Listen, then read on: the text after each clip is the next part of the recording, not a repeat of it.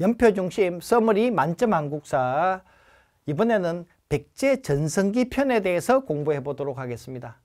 자, 백제는 8대 고유왕을 찍고 드디어 13대 건초고왕 때 이르러서 백제가 가장 전성기를 맞이합니다.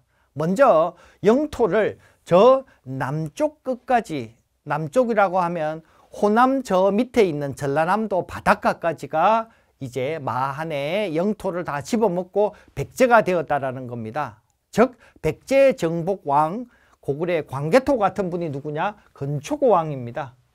뿐만 아니라 그는 북쪽으로, 남쪽으로는 남해 바닷가까지, 북쪽으로는 황해도의 예성강까지 그가 승리하고 고구려의 땅을 빼앗았고요. 나아가서 북쪽으로 평양성을 공격해서 이곳에서 건초고왕을 맞이하던 고구려의 고국 원왕을 살해 죽였다는 겁니다. 이게 언제냐? 서기 371년입니다.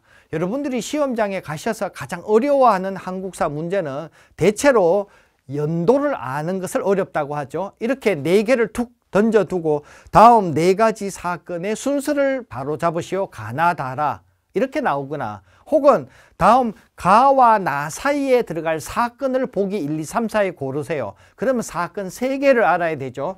여러분들이 사건들을 연대표와 함께 대략 느낌을 가져야만이 이 사건이 전인지 후인지 여러분들이 정답을 고를 수 있게 됩니다. 그래서 지금 공부하고 계신 것은 대부분 연대표 왕과의 이 관계를 표 위에 두고 설명드리고 있는 것입니다.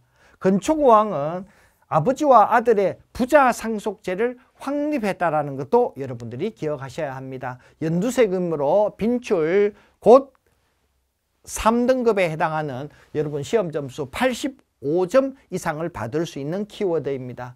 안보 측면에서는 건초고왕은 중국의 산동 지역을 쳐들어가서 일부 백제의 영토로 잠시 보유했습니다. 또 중국 요령성 쪽에 요서지방, 앞서서 요서지역, 여러분 영양왕 때 배웠습니다. 고조선 때도 요서지역에 대해서 우리가 빼앗겼다라는 것을 배운 적이 있습니다. 자, 그 외에도 일본의 규슈는 오늘날 후쿠오카가 있는 제주도 옆쪽에 있는 일본의 가장 남쪽의 큰 섬을 의미합니다. 이쪽 지역을 차지하기도 했고요. 중국의 동진이라는 나라와 일본과 무역 활동도 활발히 전개했다는 것도 시험에 한번 나온 적이 있습니다.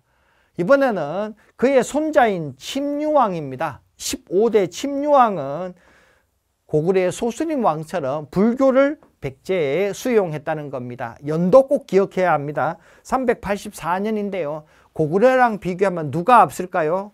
고구려의 소수림왕은 372년, 백제의 침유왕은 이보다도 12년 늦은 384년입니다. 자, 여러분들이 연표를 중심으로 건초고왕과 침유왕에 대한 이 스토리를 잘 기억하는 것이 백제에서 가장 많이 출제되는 고득점 키워드라는 것을 다시 말씀드립니다.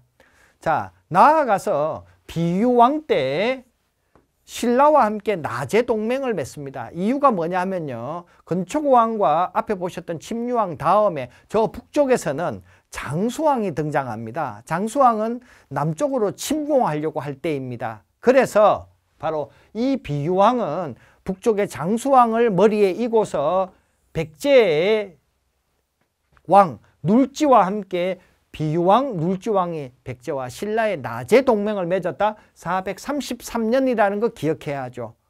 저 장수왕이 평양성으로 수도를 옮긴 것은 427년입니다. 이보다도 6년 늦게 백제와 신라가 방비를 했다라는 것 기억해 두셔야 합니다. 21대 계로왕은 자, 비유왕처럼 장수왕의 침공을 늘 걱정하면서 중국의 북위라는 나라에다가 고구려가 자신들을 백제를 쳐들어오지 못하게끔 견제해달라고 부탁을 했으나 별로 효과는 없었습니다.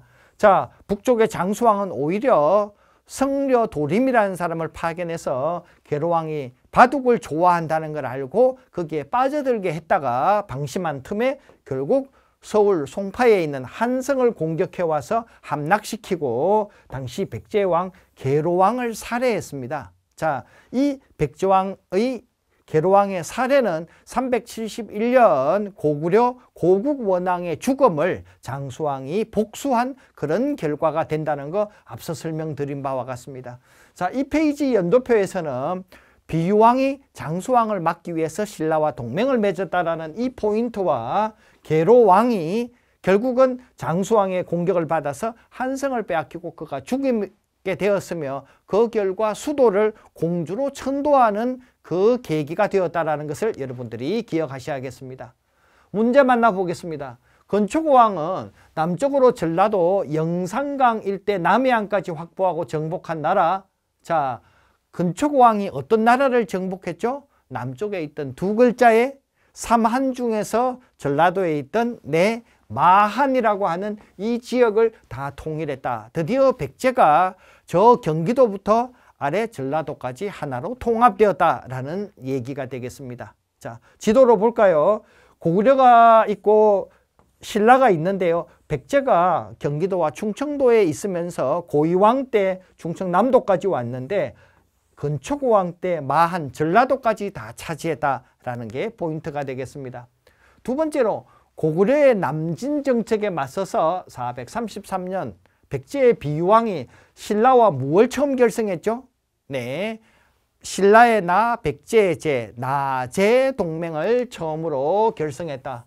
신라의 파트너는요, 눌지 마립간이라는 사람이었습니다. 여러분들이 자, 신라와 백제는 고구려 장수왕의 남진 정책을 함께 맞서서 견디기 위해서 노력을 했는데요. 당시 비유왕과 눌지왕이라는 기억, 그리고 연도가 몇 년, 433년이라는 것까지 여러분들이 기억해야만이 이 문제의 출제를 완전히 득점으로 바꿔놓을 수 있습니다.